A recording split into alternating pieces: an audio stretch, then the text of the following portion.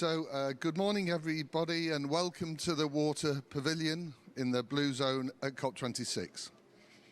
Today's Cities and Built Environment Day, and we're going to have our first session, which is Water, the Foundation of Our Cities. My name's Mark Fletcher. I'm the Global Business Leader of Arup, and I'm going to introduce this session. We've now passed the time when more people live in cities than in rural areas around the world. And a couple of things that I'm involved in that have brought me a bit closer to working in cities has been working on a city water resilience assessment, an approach to 15 cities around the world where we look at shocks and stresses and how we can build resilience for cities. We've also, for 3 years, run a master's program with MIT Sloan looking at resilience of urban systems, thinking of the dependency and interdependency of systems if we're going to really comprehensively look at water resilience. I've got some credibility. I used to work with Mark Watts. He's the chief executive of C40 Cities.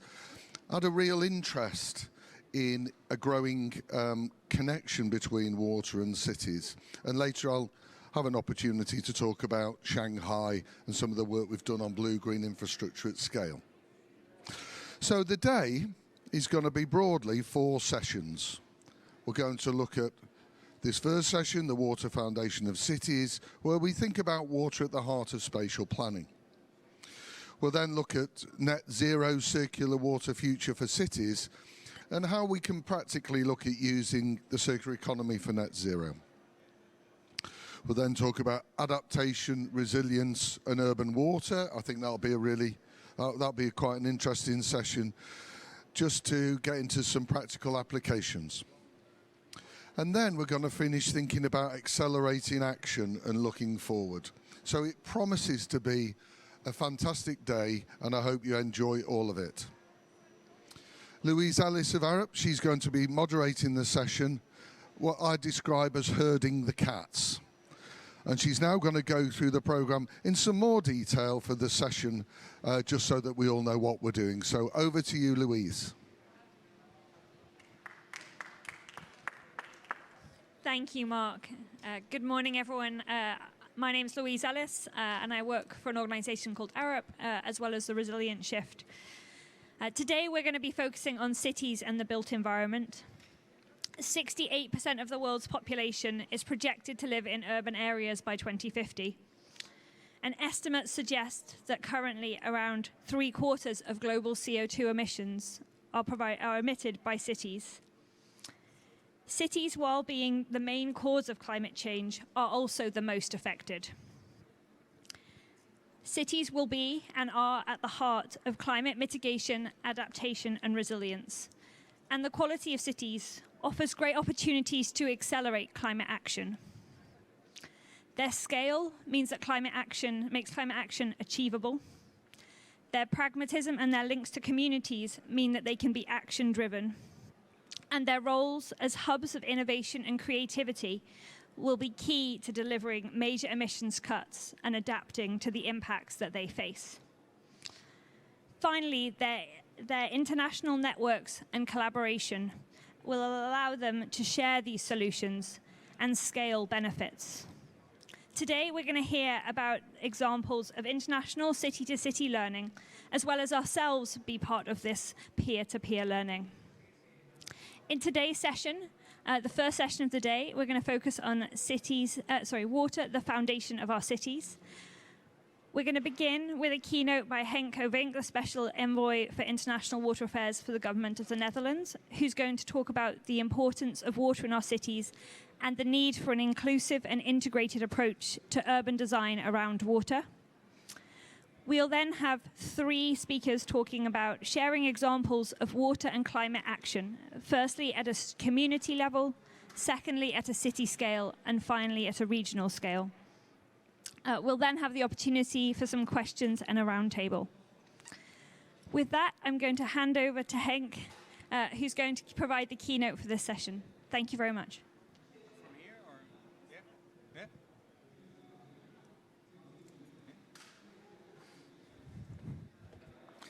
Thanks so much. Thank both for kicking us off for a great day here at the Water Pavilion, talking about cities. A couple of things. First, and you know, I'm a water envoy, so that's always a little bit challenging to perhaps believe, but water is life. It connects with everything we do. With better health, with economic prosperity, with food security, with security all over, with climate. So understanding that water is life is of critical importance, because understanding the interdependencies between water and every sustainable development goal and climate action helps overcome. So I think that is one, it is this foundational interlinkage that is of critical importance. Second, as you rightly both said, we urbanize fast, from 50% to 70% before you know it. And with that, it comes, you know, cities become the hotspots where everything comes together. Turns out that we urbanize faster in the places that are most vulnerable. Research shows that we urbanize fast, but we urbanize faster along coast, along riverfronts, in our deltas and subsiding areas of the regions of the world. So the increase in urbanization, economic growth and demand, and the challenges that come with climate and water are combined. So if we make a map of the world, you see that cities are the hotspots of opportunity. It's where people go to find novel ground, opportunities for their kids, for their own income, for equality, better health, access to education. But it's also the city where the challenges are aggregated. And that is exactly why there is the best opportunity. In this mix of challenges, you find water. Fixing water in cities means ensuring sustainable development and climate resiliency for generations to come. So that would be, you know, amazing. Let's do it, get over it, and done. But there is a challenge. The way how our cities are developed, the way how our infrastructure investment are progressing, the way how our policies are designed, our past practices, turns out, and I quote the IPCC 2019 report, Climate Change and Land, which is critically important also in the context of cities, because it is about how do we plan our infrastructure, our built environment. And it states that the majority, towards 99% of our investments, you know, all aggregated in these urban contexts, increase climate change. One. So with that, we'll never get to the 1.5. And second pillar of the report says how we do it, how we plan our cities, actually increases our vulnerability. Because, as said, we urbanize faster in the places that are already vulnerable. And with that urbanization and investment, we actually impact the redundancy and resiliency and sustainability of our systems. We, you know, have a large impact on biodiversity, on nature. That actually the buffers in the context of climate change. So, knowing that that is the majority, we focus on the minority, where we find the inspiration. And I think all of you know that in that inspiration, we find the opportunity to scale. But knowing that that is only 1%, we have to figure out how to escape this locking of the 99 and say, how do we get from 1 to 2, from 2 to 4, from 4 to 16, and then we have the majority. It's only 4 steps to salvation, you could say. For that, we need, well, a trick, create an opportunity. And in literature and research, we call this a safe space, a soft space, where we can build trust among all stakeholders and partners that live and work in these cities, government, NGOs, individuals, finance, private sector experts. And based on that trust and that soft space, we can develop solutions that come not from the past, but from the future, and that really help us progress faster and better to that sustainable and climate just future. And for that, water is the amazing enabler. Water helps us come together because it touches upon every interest and aspect of life. So if you organize yourself around water in cities, every stakeholder, partner and actor, individual, informal, institutional, government and private sector will have to come together to have take part in that conversation. And this is what really... Welcome to COP.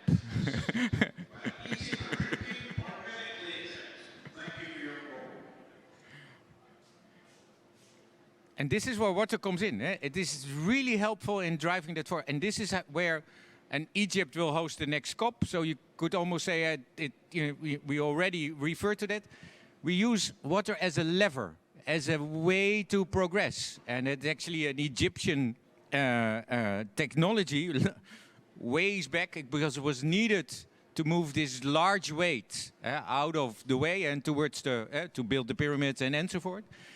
You can use water as this lever to really help all progress. And that is what we did with a program called Water as Leverage.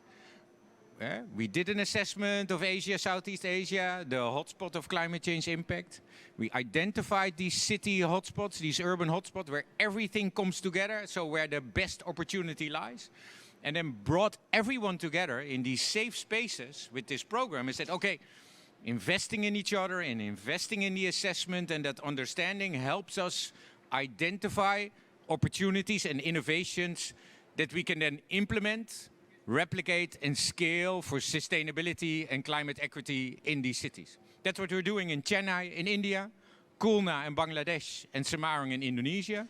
And in this 9-month pressure cooker process, a challenge where we challenged private sector and public sector to come together and develop these solutions with not the guarantee, but the promise that when they would provoke institutional organizations, that we would help implement them. And we're right now, at this time, the team is building the first pilot in Chennai.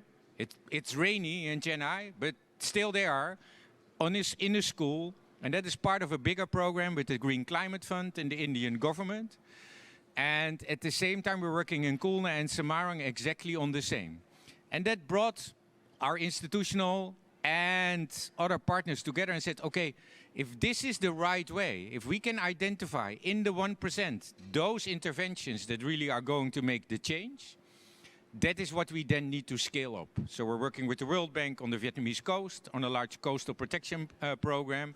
We're exploring with the Clean Ganga program in India how we can identify along the Ganga cities that are also those opportunity places for driving that change. Working with Colombia and the Colombia government in Africa.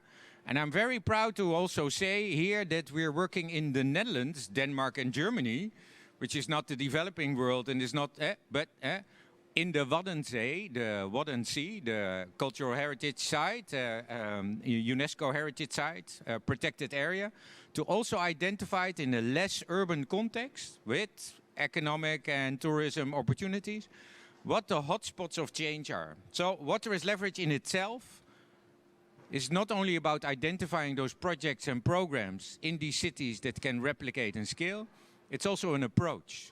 It's a culture of embracing urban development as the best opportunity by bringing in water as a way to help progress these cities, their communities, towards a more sustainable and climate-just future.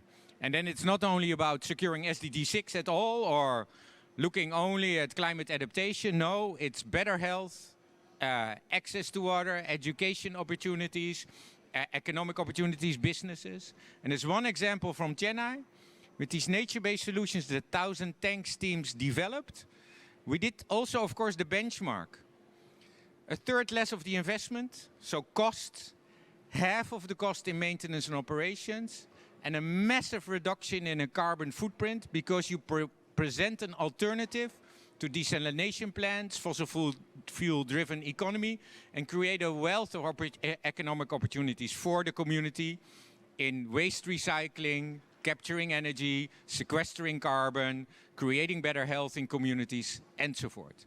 So these assessments are of critical importance to show that the alternative to the 99% of investments that lead to more despair is not an idea, but as trusted capacity. It's validated, evaluated and validated, and that validation is of critical importance to attract, of course, the funding. So, water is life, and in the context of cities, it really means progress, opportunity, security, justice, and I think our best way to get to a safer, more equitable and climate just world. Thank you.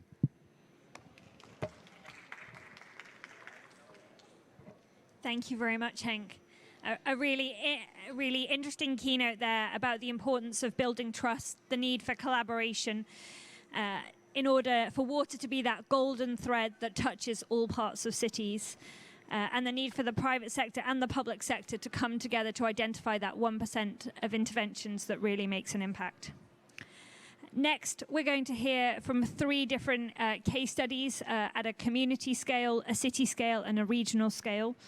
Our first case study is going to come from Thad Pawlowski. He's the co-director of Columbia University's Center for Resilient Cities and Landscapes, and he's going to talk about water urbanism at a community scale. Over to you, Thad.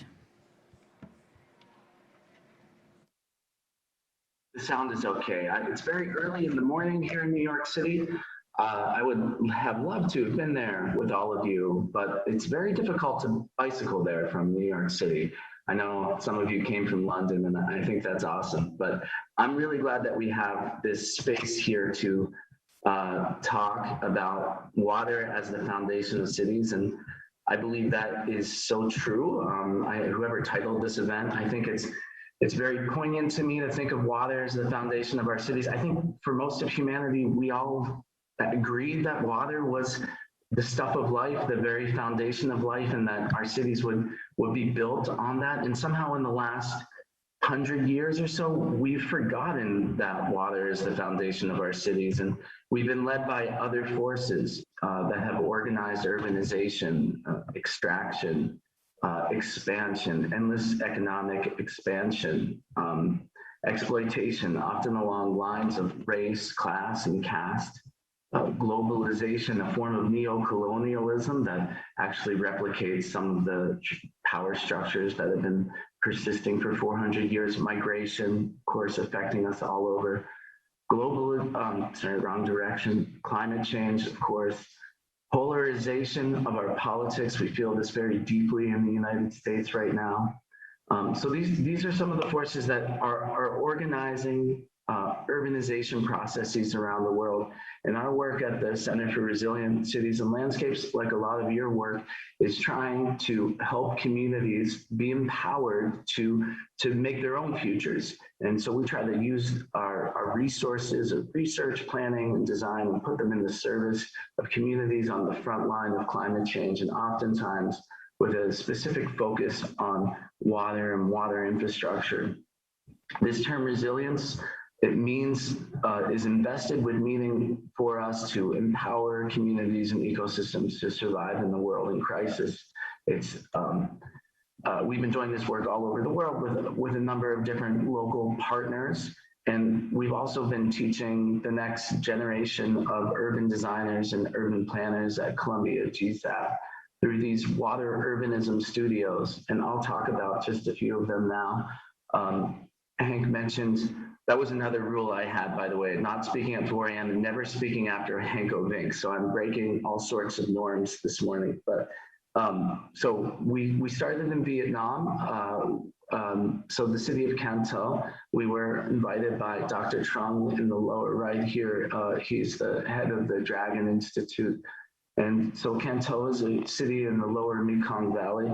And it's a watery city. It's a city of canals and floating markets and floating structures. But there's this intersection of risks that are facing Can Tho here that Dr. Trung talked to us about. There's obviously sea level rise, but the delta is sinking. The delta is sinking very rapidly in some cases. The subsidence is coming from groundwater extraction and leading to buildings collapsing into canals. So this pace of industrialization and also the pace of urban expansion, big highways, suburbs coming outside of the city, even as the city faces more and more urban flooding and sometimes driving the whole city to a halt. And so there has been a response, an organized response by the World Bank to build a levee around the city. But it's an expanding city. So we always, with levees, have the problem of who's in and who's out. And it's also, it's a bathtub, the bathtub is sinking. So we worked with our Vietnamese counterparts to start to generate other ideas about urban expansion that would build on the watery legacy, watery heritage of Canton. And so we always start with design principles to guide our work. And so we looked at, for instance, the network of highways that are being built, 8-lane highways, big paved conduits, and trying to rethink them as part of a green infrastructure system to be conduits for water, as well as people and transportation. And we tried to learn from the heritage of this place of floating commerce and buildings that are built up above the floodwaters. And this past can really, be part of the solution set for the future. So what are models for building the city without paving it over and losing its history and its permeability and its ability to center water? India in Pune, the Mula Muta rivers, whereas there's an abundance of water in the lower Mekong, there's actually scarcity in many recent years in Maharashtra. This scarcity of water is contributing to an in-migration of farmers into the city. They settle on lands that are adjacent, public lands that are adjacent to the water and within the path of the monsoon floods every year. So we worked with the Pune Municipal Corporation and our counterparts, always students and faculty from the College of Engineering and Environmental Management. And we looked at the history again. We looked at what this place was before rapid urbanization and see traces of this incredible ecology and Deccan Plateau, these granite outcroppings, which still, even though the waterways are very polluted, I mean, really the rivers are held in reservoirs in the mountains and come down in pipes and into people's homes and then flow out as sewage. And there are plans to build sewer treatment plants here, which is excellent, but we went there to look at other ways to manage this water system in a way that respects the local heritage and ecology. And so this is what we're seeing all over the world. No offense to the person who made this image, but it's a cookie cutter idea of what an urban waterfront wants to be. This section of river has been replicated ad nauseum throughout the world, oftentimes with Ferris wheels and other kinds of attractions for global capital. That they love Ferris wheels, but at the same time, could there be a way to think about development here that isn't necessarily an erasure of what is there today, but really building on some of the what we can learn from the ecology of the place. So again, understanding intersectional risk and developing principles with our counterparts. And here we looked at using the landscape as infrastructure. Could there be a way to clean the waterways using lands, using open space and urban development, and how this could actually network the city better to the rivers. Really, the rivers become the nalas, actually, the traditional waterways that flow through the neighborhoods could become gathering places for commercial activity and religious activity, as they have been for centuries. But so more recently paved over and forgotten. And then we went to Addis Ababa, one of the fastest growing cities in the world, incredible urban expansion. And underneath Addis runs this incredible network of streams and rivers and people living in perilous conditions on hillsides. There's the same plan here to sort of sanitize and wall off the water and build a pedestrian path along it, supported by a lot of global investment. And so we went there again with the College of Engineering and thought about, like, a river is not a street. It is not the same thing throughout its course. It needs to be many different things. The other thing that's happening here is massive displacement. These urban renewal projects kick people out of their homes. They kick people out of their social networks. The displacement is often shocking to eliminate whole neighborhoods with deep social ties to create waterfront parks. So again, we go and collaborate with the students there, and we learn about what's going on the ground. Here's a community of farmers that took a stand, somehow organized, and said, you know, we're not part of the problem here. We're part of the solution. We can do urban farming here that will actually, as we've done for centuries, that can actually contribute to both the local economy, but also to cleaning up the water and being a part of this place. So again, we develop principles, and our students work together with the Ethiopian students to start to visualize other kinds of infrastructure that could support local economies, could better integrate the landscape into the plan for the river, and integrate agriculture as well. So the last example is Beirut Mozambique. I'm joined by my colleague, Anselmo Kani, who will speak at the end. And we were invited by Anselmo and others to come to Beirut Mozambique, which is a place that is really at the front lines of climate change. They suffered 2 terrible cyclones within a few months in 2019. And we were invited to come be a part of the conversation about rebuilding this city, this beautiful coastal city. And here's the cyclone. You can see on the satellite photo that inland Mozambique became a lake during this cyclone. And the damage was extensive, extremely extensive. And they have a plan, of course.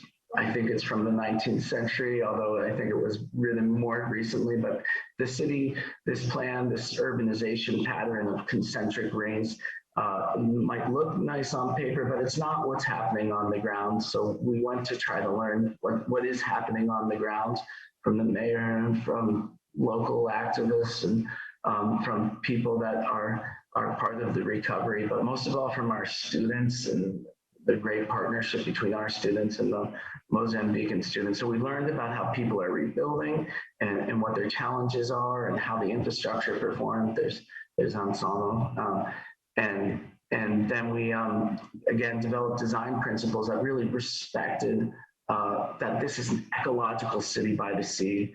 And it starts with the water. And there is high ground along the water, actually. And so there are opportunities to grow in places that are more resilient, but there's also so much to learn from that's already being done today. And then we talked about things with the students about, like, where does the material come from to rebuild the city? Should it be coming on shipping containers, or is there a way to grow a local economy of building materials right there so that the recovery process can also become an economic development process and a local economy? And then we looked at the community open spaces, the mashambas that already exist throughout the city, and could those be part of a more distributed water infrastructure system that is less reliant on channels, pipes, pumps, and more reliant on social infrastructure and bringing people together and thinking about water not just as something over here that we put inside a box, but as something that is throughout us, throughout the atmosphere, a wetness that is pervasive and therefore needs to be part of every local planning decision. I'll just end with my hometown because we sort of took a global perspective here. This is Johnstown, Pennsylvania, has suffered from all those forces that I talked about in the beginning. It was an extraction economy, coal mining, and this river, which was put in the box in 1935, floods frequently, and it flooded devastatingly 100 years ago. They built these walls. It flooded again the year I was born. Many people died.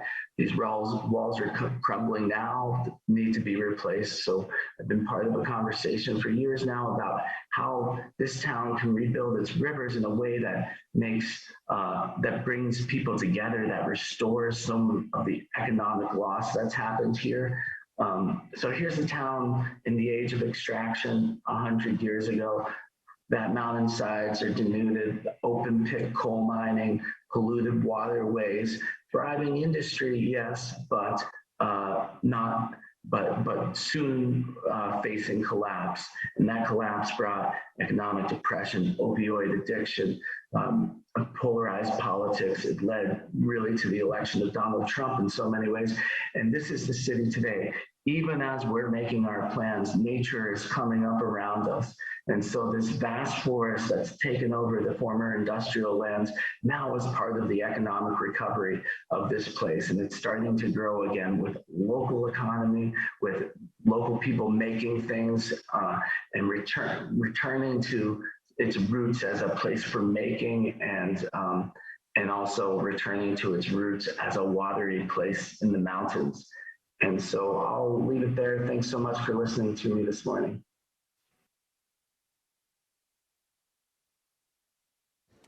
Thank you very much, Thad. A fantastic presentation on global perspectives of how water needs to be at the heart of cities.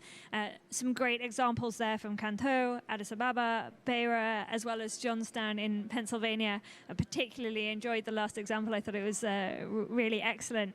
And the importance of using land to be around rivers to be community spaces with religious, commercial, and ecological purpose. I really enjoyed your quote, "A river is not a street. It needs to be different things along its length." And I think that multi-purpose use of water is really critical. Next, we have a fantastic set of two speakers. The first is Sandra Shaw, who's the program manager at Water as Leverage, and she is joined by Xavier Lefebvre from the OECD, and they are going to be talking about the Water as Leverage program and particularly focusing on the lessons they've learned in that work. Over to you, Sandra.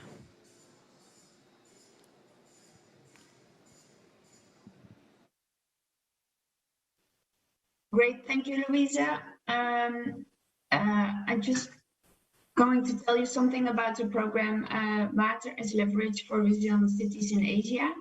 Henk just summarized the program very well. Just briefly, so the Water as Leverage program is about accelerating climate change adaptation. It's an integral and inclusive approach to develop transformative design-driven solutions for complex urban challenges.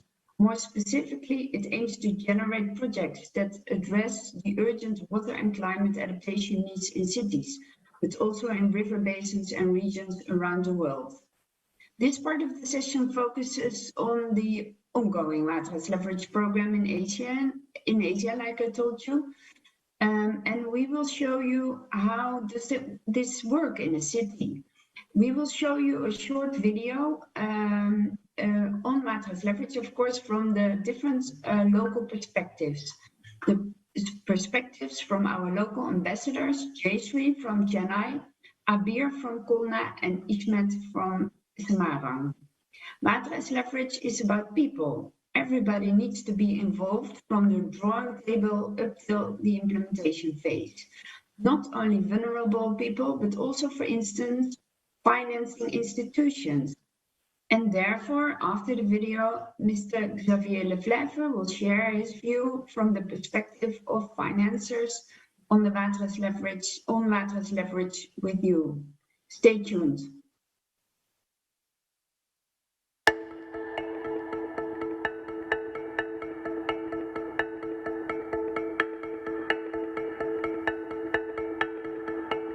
পানি Ini Air. banyu. Oh, পানি খাবো।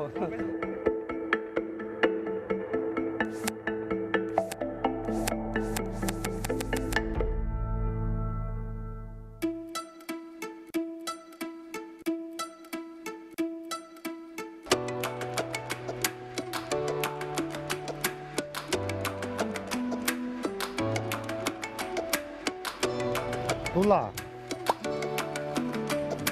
Tentang Zanina. Pengukit itu adalah alat untuk menjugil. Ini ininya nih, di sini beban. Nah nanti ini diungkit ke sini buat naikin. Udah sih mas.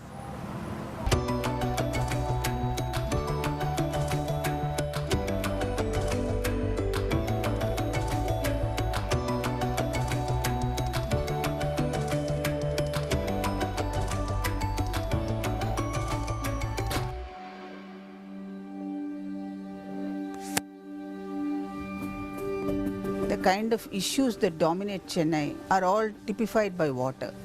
Like either there's too much of it or too little of it. We face recurrent floods, recurrent droughts. Semarang, as a coastal city, is suffering from tidal flood and land subsidence.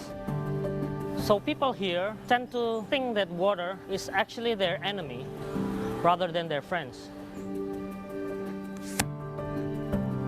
ময়নদী Khulna শহরের একটা প্রাণকেন্দ্র এবং জলবায়ু পরিবর্তনজনিত কারণেই যেই প্রবলেমগুলো আমরা face করি সেটা হলো জলাবদ্ধতা, অতিবৃষ্টি, ঝড় এবং স্যালাইনিটি যে বৃদ্ধি পাচ্ছে এখানে, যার কারণে আমার ফসল ঠিকমতো জন্মাচ্ছে না। পানি যেটা ওয়েস্ট ওয়াটার যেটা নদীতে ফেলে এবং নদী ক্রমাগত এটা নষ্ট করছে। এই ওয়াটার অ্যাজ লেভারেজের এই প্রোগ্রামের আওতায় আমরা নদীটাকে প্রবাহিত করতে পারি, পরিষ্কার রাখতে পারি, রিজার্ভার হিসাবে এখানে কাজ করতে পারি এবং বায়োডাইভার্সিটির এখানে উন্নত করতে পারি। Water as leverage really changed the perspective of seeing water and treat water. For example, one of the WAL concept is resilient kampung. By making this place free from tidal flood and land subsidence, we can provide a good livelihood for the people here. So they can live here, they can work here, they can play here, and also this could be a role model for any other similar coastal places around the world.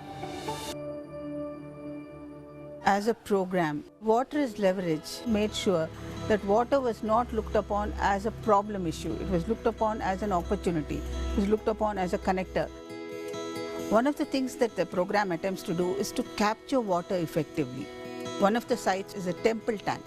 There are 54 major temple tanks in the city of Chennai. Historically, these tanks serve the purpose of water recharge. Water as Leverage very innovatively attempts to restore this and make sure that the water harvesting part of it is maximized so that water is available on a sustained basis to everyone. Water as Leverage project also triggered a more holistic approach in handling water. It looks at humans as responsible entities that can play a very pivotal role in conserving a very limited resource for future. So in a sense, it was completely innovative, something that the city had not witnessed before.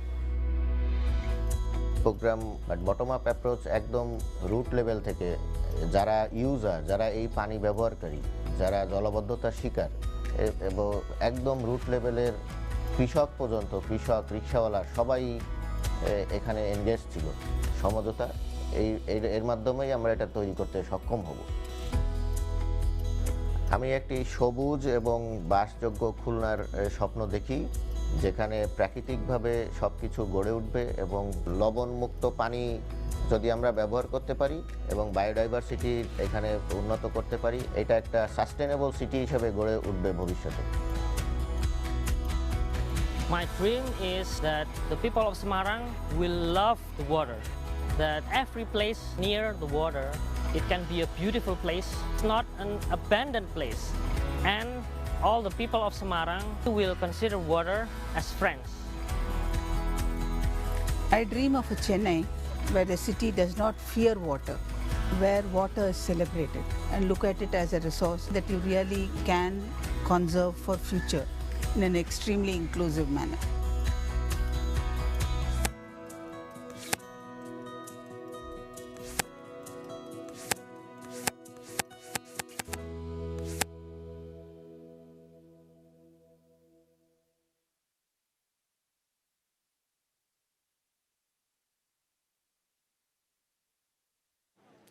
We're now going to hear from Xavier Lefebvre from the OECD, who's going to talk about some of the lessons they've learned in the Water as Leverage program at a city scale. Over to you, Xavier. Thank you, Louise. And it's difficult to talk about such a wonderful video that I think tells a very lovely story about water as leverage. And indeed, it was nice to see some friendly faces with whom we have been engaged. The OECD, to give you a clear idea of the picture, we were not directly involved in water as leverage. I mean, I participated in part of the process, but I think a distinctive feature of water as leverage is that throughout the process, under Henk's leadership, there was this idea of learning lessons, and actually an initiative which was called Reflect was set up to really do just that, reflect on what was leveraged, try to figure out what worked well, what worked less well, and here the OECD was more directly involved. So all this information is publicly available on the Water as Leverage webpage, and I really encourage you to look for more information there. Because the projects that were developed on the Water as Leverage were really inspiring, but also the process itself, the methodology, and the lessons learned through the Reflect initiative were, I found very, very informative and very valuable. The main message I would like to emphasize here is that Water as Leverage works, it delivers. And I would like to emphasize two distinct features of how it works. And the first one is that it's a process. Water as Leverage is a process that enables collaboration across disciplines and collaboration across geographical scales. Across disciplines, it's probably my bad, but it's the first time in the 15 years or so that I've been working on water that I saw in the same room designers, architects, financiers, policy people at local and national level. And this is what Water as Leverage does. It creates this environment, an inspiring workspace where everybody is, working together in the same direction, trying to contribute to the same mission. This capacity to bridge divides, to really stimulate collaboration across disciplines, I think was a distinctive feature. And same thing, a very interesting capacity to work across geographical scales. Again, in the same room, you could see grassroots organization at very local scale, even beyond, the subdivision of the city, but also city scale, regional scale, national authorities also involved, and even the international community through IFIs, which played an important role in the process. And we know that there is a need to work across geographical scales to avoid trade-off and to really consider, and deliver on an integrated, in an integrated way. And this is really what Water as Leverage was able to do. The second distinctive feature I would like to emphasize is that Water as Leverage engaged with financiers very early on at the pre-project preparation phase. And it was really interesting to see how designers, architects, local authorities actually started to engage with financiers at these very early stages to consider bankability at the design stage of the process. Too often we see a fantastic project which are developed, and then in the end say, oh, by the way, how much does it cost and how are we going to finance it? And that's where you hit the wall. That's where you face, the limit of a model that doesn't consider bankability upfront. And I think it was a very smart and innovative element of Water as Leverage to bring financiers upfront very early on in the process and consider bankability at the design stage. That said, I think really a very innovative process that led to very innovative design. And based on that, there are three lessons I think I would like to emphasize. The first one, it works when you find the right balance between bottom-up and top-down perspective. Water as leverage was very effective to let emerge champions at local level. You've seen some of the ambassadors during the video, and it was lovely to see them again. They really created a local demand and yeah, a local dynamic.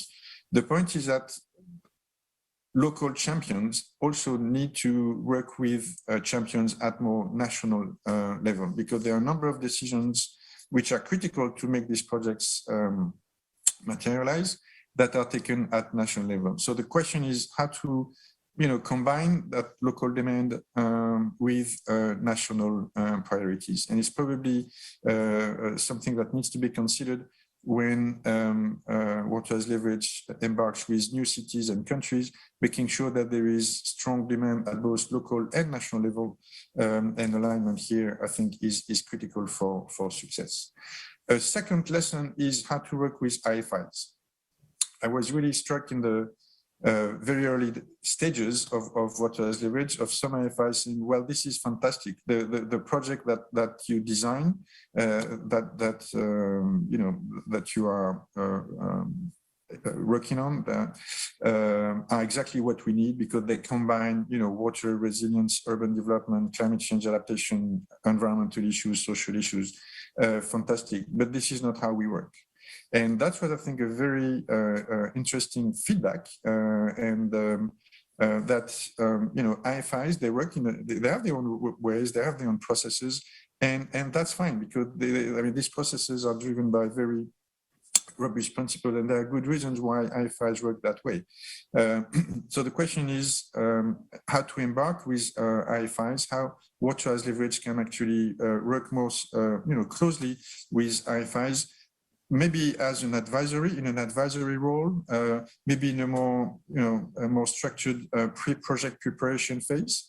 But I think there are opportunities here to better connect Water as Leverage as a process, as an innovative method and way of working, and the way IFIs work. The third lesson I would like to emphasize is how to work with finances. Water as Leverage was very much focused on or driven by development finance, and how that source of finance can contribute to urban resilience at local level. I think there is an opportunity to actually consider more diverse business models or more diverse financing mechanisms in the context of Water as Leverage. And that can lead to some modularity in the way the projects are designed and how the projects are sequenced. There is a balance to be found between the holistic approach, which is needed. You need that holistic, systemic planning at different geographical scales, because that gives you the full picture of really what needs to be implemented and by whom, etc. But sometimes this holistic approach can be a deterrent for action, because it leads to projects that can be massive, very demanding and sometimes challenging for finances. So that holistic approach needs to be complemented by a more modular approach, which can be practical and which can actually identify entry points, how to get started, and that's where we see a lot of value in sequencing the different elements of the holistic approach, so that different type of partners, different type of finances can clearly understand where they can start, where they can chip in, and then step by step, the whole process will unfold. Again, this is, I think, this can be very practical lessons which were inspired by Water as Leverage, and that can maybe facilitate replication, upscaling, and further diffusion of the model, because we do think this is exactly what is needed. And again, it's not me saying it as a OECD, it's me having listened to a range of stakeholders, local, national, and international ones in different meetings. I think everybody there was a consensus from everybody to say this is what we need. So let's make it happen. And hats off to the Netherlands, Henk and the team for this very, at the same time, innovative and practical way of using water as a leverage for a resilient urban development. I'll stop here because other speakers have, to make sure they have other opportunities to share their own perspective. Thank you very much, Xavier. A really great both video and discussion around the lessons learned from the Water as Leverage program. Things like bringing the top down and bottom up together, working at a community, local and national level, and the importance of bringing in procurement and financing and bankability and considering them up front in the project development so that you can move to the stage of implementation. It's now a privilege to introduce Dr. Mark Fletcher. He's a global water business leader for Arup, and he's going to be presenting on the Shanghai Blue-Green Master Plan, building resilience at a regional scale. Mark, over to you.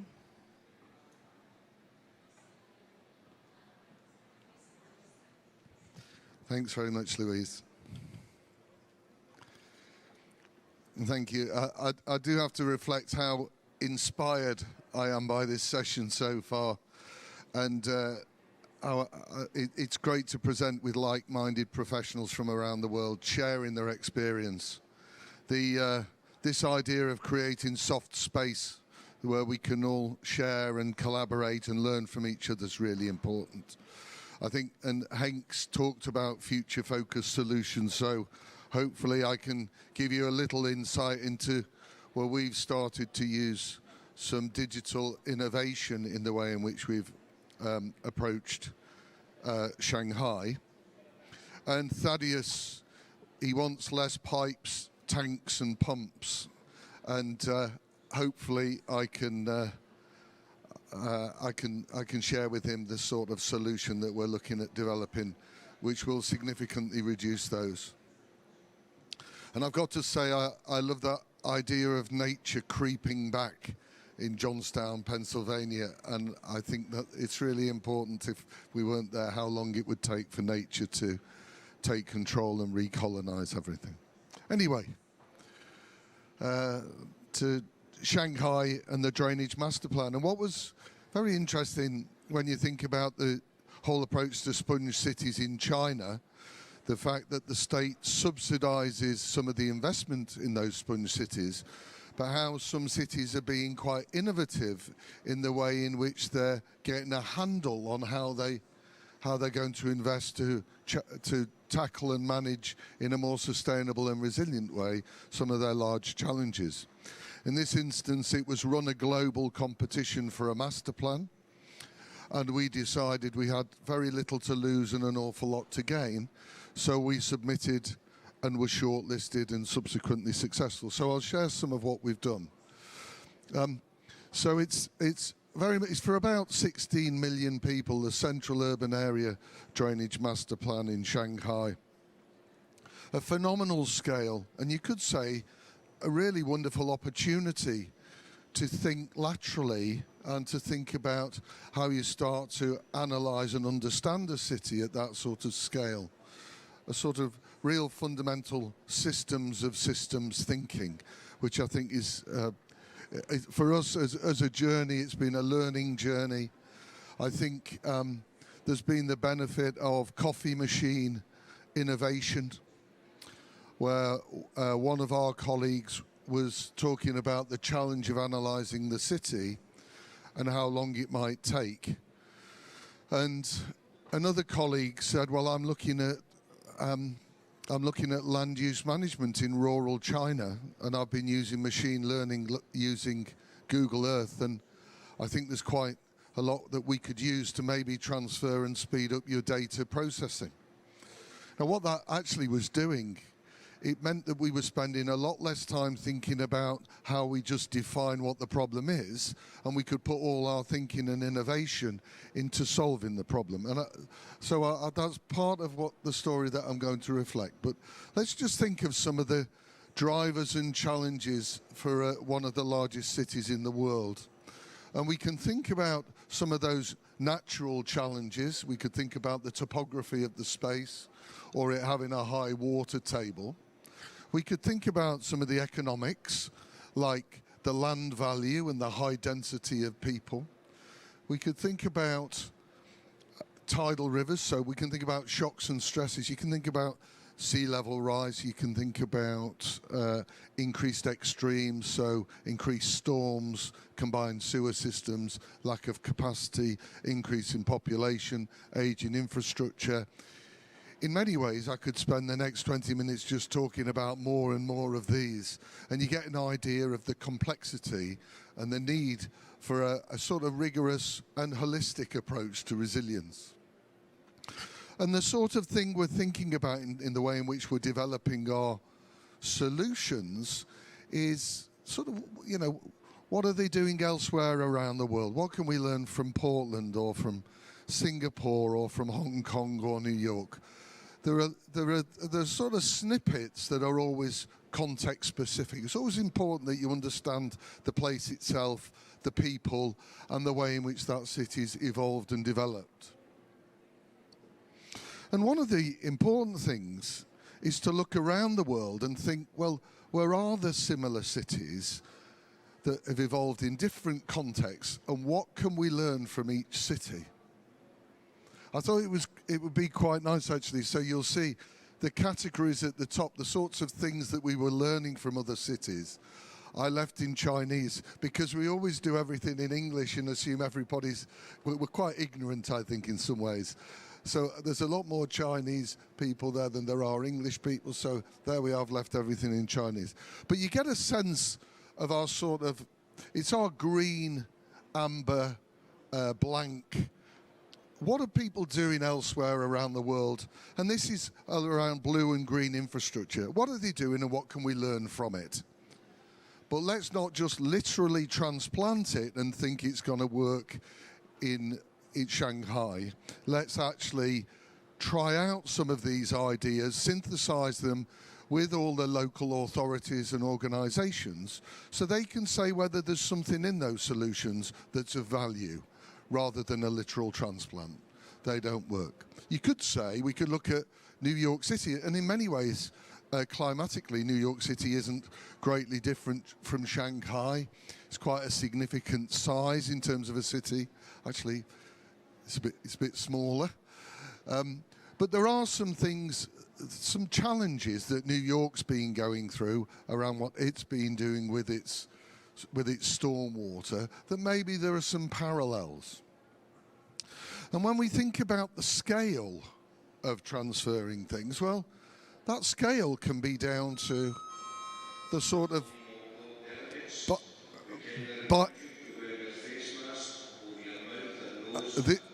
I'm waiting for the cat to walk past. I'll stop like this as we get the COVID announcement, because there's no way I can compete with that broad Scottish brogue.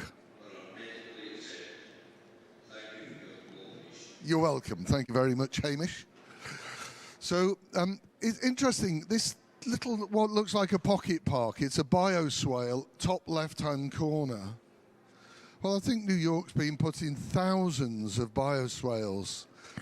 So these are ways of soaking up water.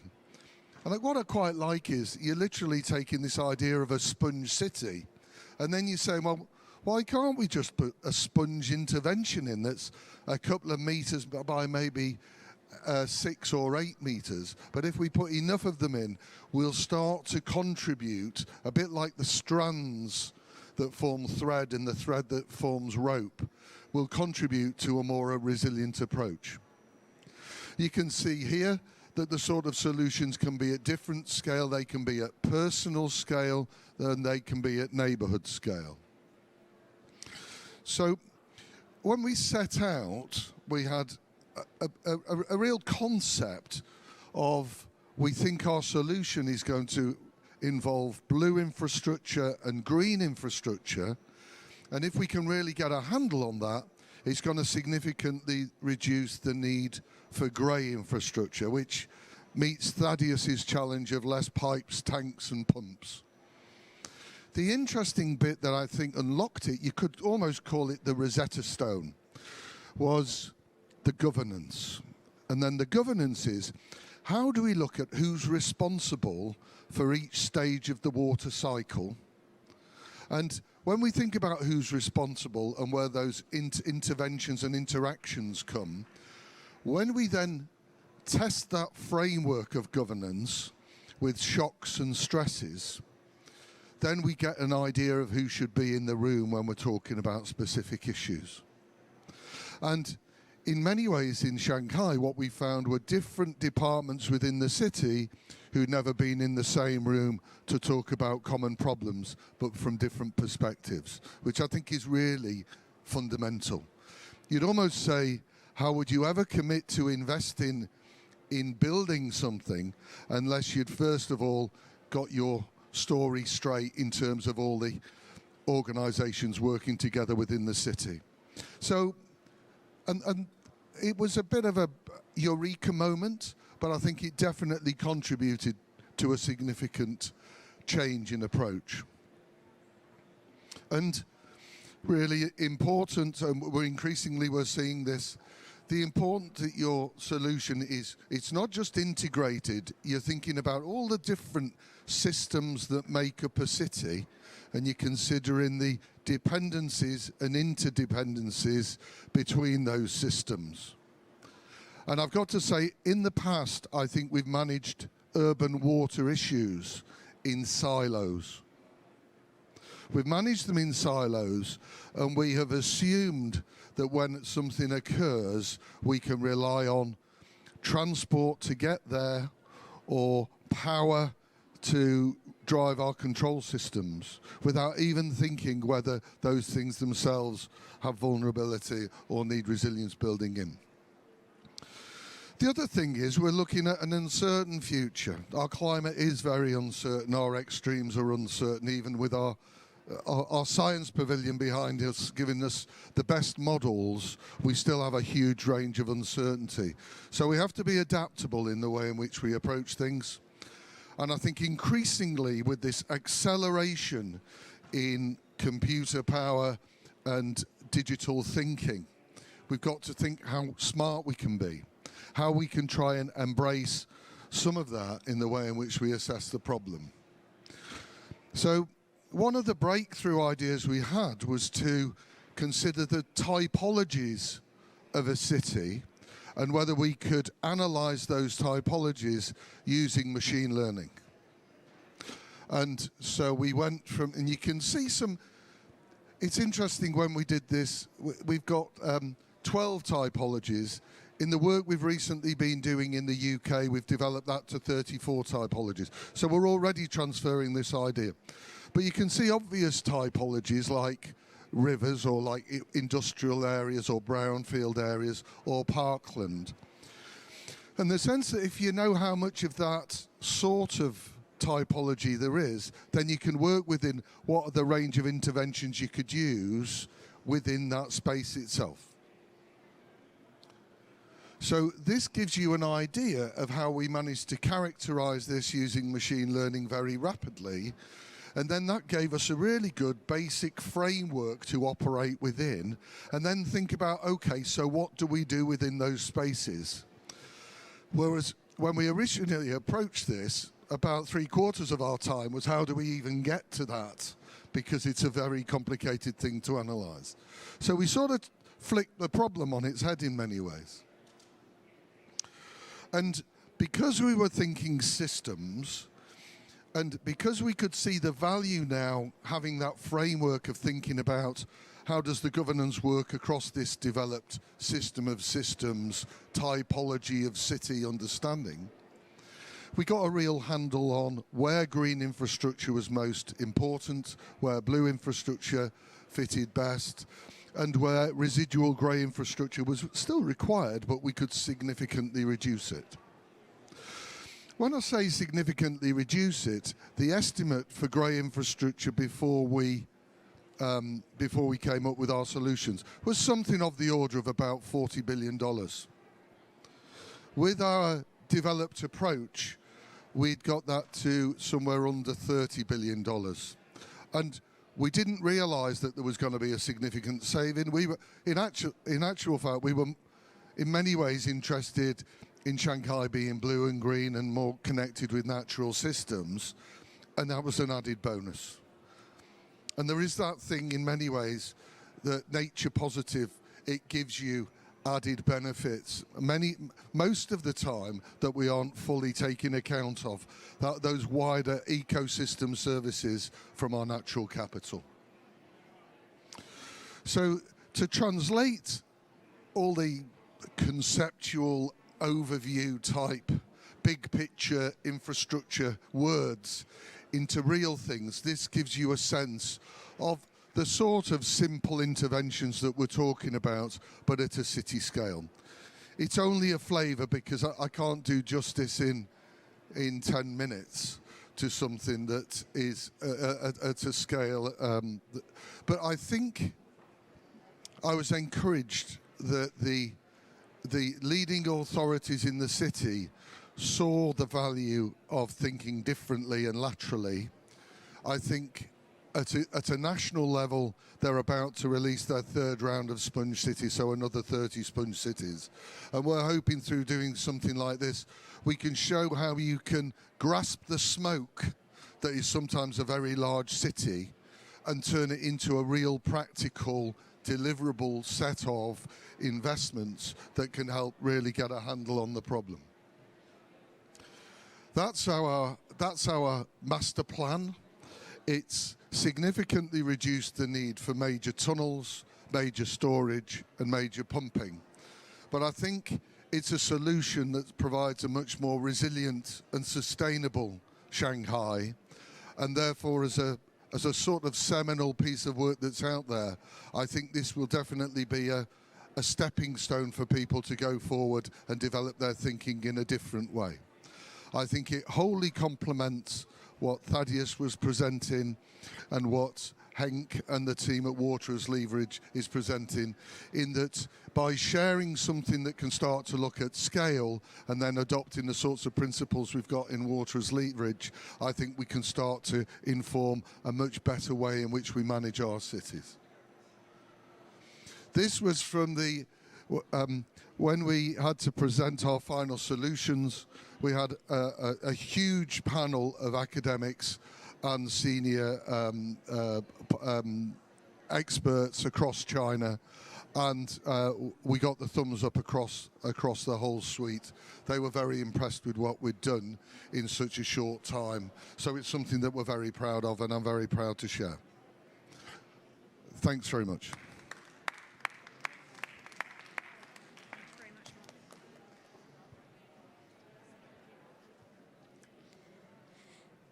Thank you very much, Mark, Henk, Sandra, Xavier, and Thad, for your very interesting presentations. We've covered a really global perspective today.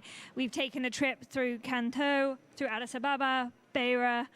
We've gone to Shanghai, Semarang, Chennai, and Khulna in this hour journey. So really appreciate the perspectives. We're now going to move to the roundtable portion of the event. And first, I'm just going to introduce Anselmo Carney, who hasn't yet spoken. Anselmo Carney's from Beirut. He's been involved in some of the work with Thad Pawlowski at the Columbia University Center for Resilient Cities and Landscapes. So he's going to join us for this panel discussion. Welcome, Anselmo.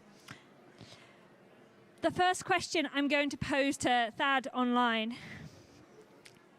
Thank you. Thad, you presented some case studies of community scale action, and we've heard today, I think as a kind of common thread throughout the presentations, about the important role that the community plays. And I'm really interested in how you gain community support and involvement around your projects and mobilize the resources to deliver them. Thank you. Thanks. That's a great question. I feel like we could spend a lot of time on it and so many different lessons to share across the different people who presented today.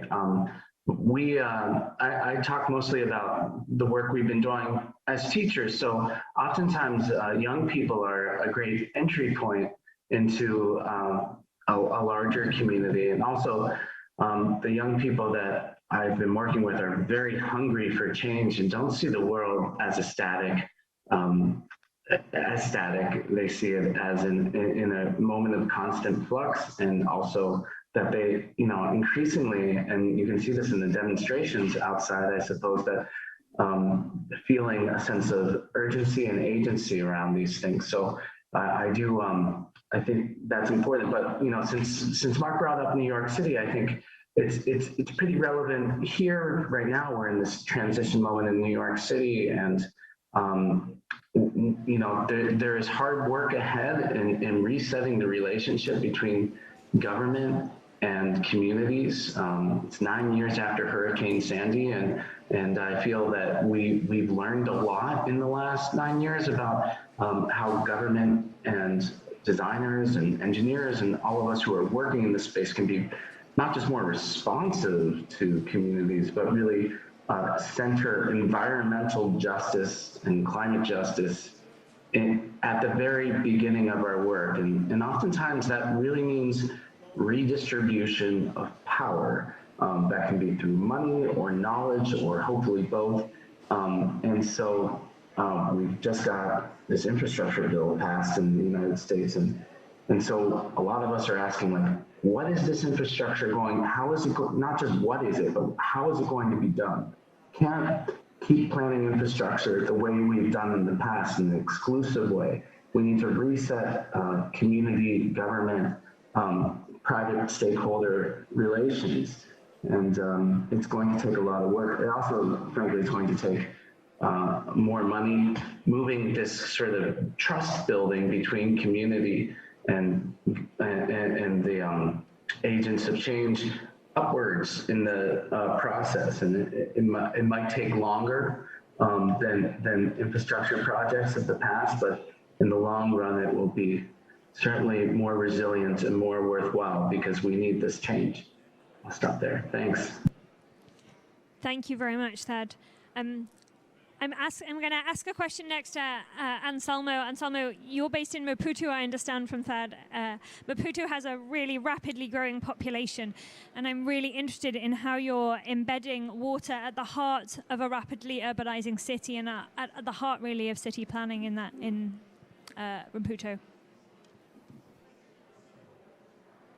Okay, thank you. And I would also like to say to the organizers to thank you for the invitation that they did to go to our university to share this experience, and also the experience that Tadeusz had already mentioned. Maputo, as you mentioned, yes, is facing a lot of challenges. We have seen a very, very high urbanization process. And just to mention, when looking to the figures, like the whole country, Mozambique, where we have like 75% of the population living in the province that are in coastal areas. So this brings a lot of challenge in terms of living with water and also not having water for daily basis. So we are engaging in the university on teaching and also advocating a best practice in terms of the use of water. And our emphasis is going through the basic infrastructures like infrastructure for basic education and primary health centers. In the recent years, we have also been increasing our studies in looking to how markets and trade fairs, which are very potential infrastructures for population, can also design it, looking on how this infrastructure can use in better way the water that it exists. And that's my point of view on your question. Thank you. Thank you very much, Anselmo. I'm going to come into the room now, and Mark, I'm going to ask you the next question, just to put you on the spot as you take a swig of water. Today you've presented an innovative approach to the design of nature-based solutions at a regional scale, something that aims to rapidly increase the speed as well as the detail of spatial planning around blue-green infrastructure. The UK Research and Innovation Council noted that we have the technology in development to address 2/3 of our emissions, but there is an innovation gap for the remaining third in the Paris Agreement. How do we bridge that gap from research to implementation around climate action in the water sector? Thanks, Louise. And I think it's a really important point. And there's a few. It stimulates a few thoughts. I've just seen a real acceleration in innovation through COVID. So this is quite a, and that is our response to Peru on a national adaptation strategy, where we've had to, what we thought would involve a large number of people on the ground, we've had to use the latest digital technology to evaluate 17 basins very quickly to develop an adaptation plan and a blue-green strategy to build resilience for the country. 17 basins and 7 cities. And I liken it to 10 years of digital innovation squashed into a year. And I think that's been, so sometimes a burning platform can help you. I see the water regulator in the UK. We're working with them to run an innovation fund. So that's trying to encourage ideas that don't just come from the water sector, but come from water companies working with that diaspora of supply chain and experts and specialists. So I think that's one way you can trigger it. I spent 2 days last week with the winners and the finalists of the Earthshot Prize. So you can get that independent innovation challenge, the big ticket answer to invite innovative ideas. I think that's been phenomenal. And I've also worked extensively with the Natural Environment Research Council, where they're now putting up, for changing the environment, 4 £10 million research programs, inviting all those ideas to come together from, again, industry, from public, private, and academic to come together around practical, deliverable innovation. Whereas in the past, I think maybe we've had conceptual innovation, much smaller calls. I think that's a real valuable way to see that the short-term to horizon scan, embracing where the challenges are coming at us and the ideas we want to take to market very quickly. So between those, I think it's been really powerful.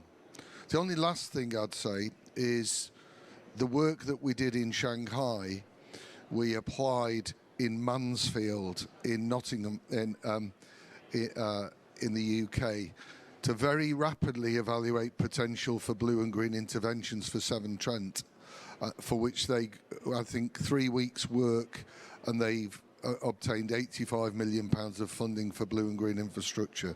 So we're accelerating the way we evaluate the problem so that we can get to action quicker. So I do answer Greta's blah, blah, blah with some of us are doing stuff and we're trying to share what that is with other people so we can all accelerate action, not talking. Thank you very much, Mark. A really clear message there about the burning platform, but also about collaboration, both cross-sector, but also between the private sector, universities and governments. Henk, I'm going to come to you next. You've worked with cities around the world to build climate resilience. New York, Semarang, Chennai, Khulna. What enabling environment do you think cities need to make effective change around water resilience? Thank you. Thanks, Mark, and the speakers for actually providing us with so many examples of inspiration how it can work. And I think that is also part of the answer. The enabling environment comes with understanding the challenges across everything and not shying away from that complexity.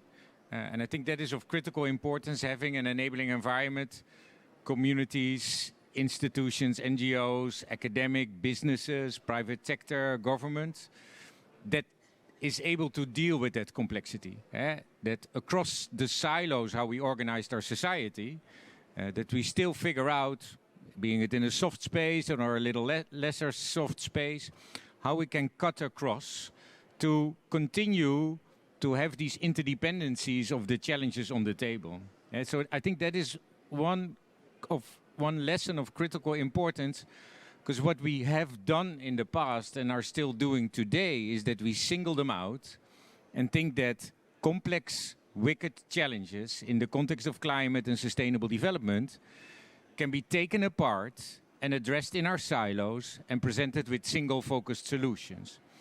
And every time we do so, we end up with more problems. And of course, then we turn back again into our single-focused, very reactive approaches that then will lead to, okay, more work, but also more disastrous outcomes. So that first part of embracing that complexity as the best opportunity, and I think cities show, because they are a complex system, that complex environment is our best opportunity if only addressed holistically and comprehensively. With that, it demands truly inclusive approaches. And I think this is the hardest thing I've learned, is that how do you organize as an institution or an informal organization, a community, private sector, international finance and across, and an environment where you have that opportunity to grow a collaboration. Because it doesn't start, because you open the door and then people enter. No, it is, massive investment in each other's and making, turning wrongs into rights, understanding that you can't do it at once, having patience while at the same time you want to speed up at scale. So it's hard work. I also think it's the most amazing thing we can do. It's investing in people, their capacity and understanding. But we tend to shy away from that again. Complexity is tough. People are tough too. And it's that toughness that actually should drive our action and not shy away from. So it's this holistic approach, bringing everything together, inclusive approach, bringing everyone together, rigorously, continuously, drastically. And then it's, when I start, it's the knowledge, understand that future in its complexity, but also that it's not abstract. That leads to action now. It's not that because we focus on understanding that all of a sudden we can only think about the day after tomorrow. No, we can start to act today. That information will lead to action today. And those innovative approaches, not validated perhaps yet by every policy we have in place, because that comes from the past, but driven by that future understanding, those innovative concepts, validating and evaluating them consistently, continuously, really helps to drive the change we need. So it's the long term and the short term, together with inclusivity and comprehensive approaches and transparency with data, so you can be accountable, held accountable as public sector, held accountable by private sector, but also held accountable by individual. That creates an enabling environment where people are capacitated. And that is where there's trust, not because you do everything right, but because you do the right thing. Not because you don't fail, but because you are willing to learn. And I think that pressure cooker that we then put on top of that, we say, yeah, but we have to speed up because, the climate change is accelerating, and vulnerability too, and the gap in society too, and there's distrust. That pressure cooker helps it bring together.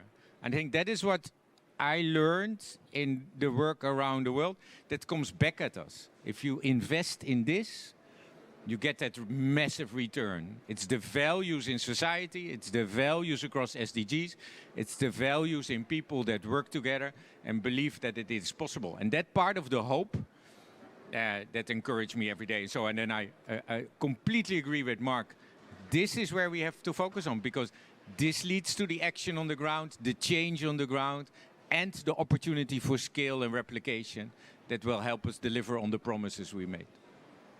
Thank you, Henk. Your passion is always very appreciated, and I feel like you just shared with us a great recipe for success in building water resilience in cities, and that's so important. If you permit me, I'm going to try and summarize what's been a fantastic hour and a quarter in kind of the 5 key takeaways from today's session. First, we heard very early on that water should be viewed as an opportunity rather than a problem, and I think that's a real key that's come through, a thread that's come through all the presentations.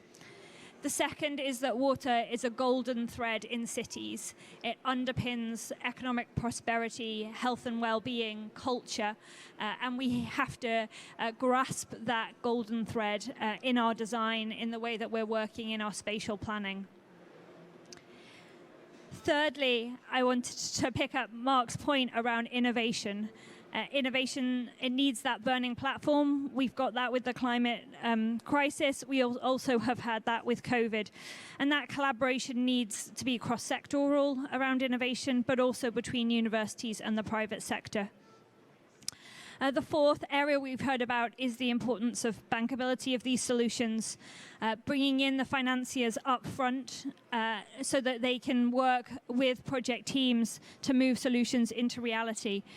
It's not about the abstract, it's about getting action and tangible action. And lastly, I wanted to close really on something that I think all of the presenters have talked about in quite great detail.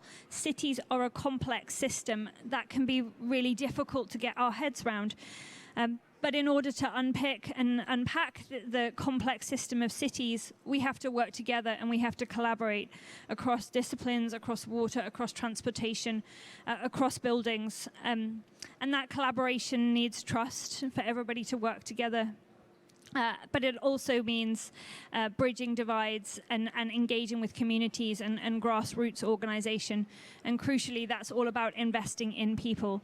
So I think it's been a really fantastic discussion today. And I want to thank all of our speakers, Henk, Mark, Thad, Anselmo, Sandra, and Xavier for their contributions and bring this session to a close. Thank you very much, everybody.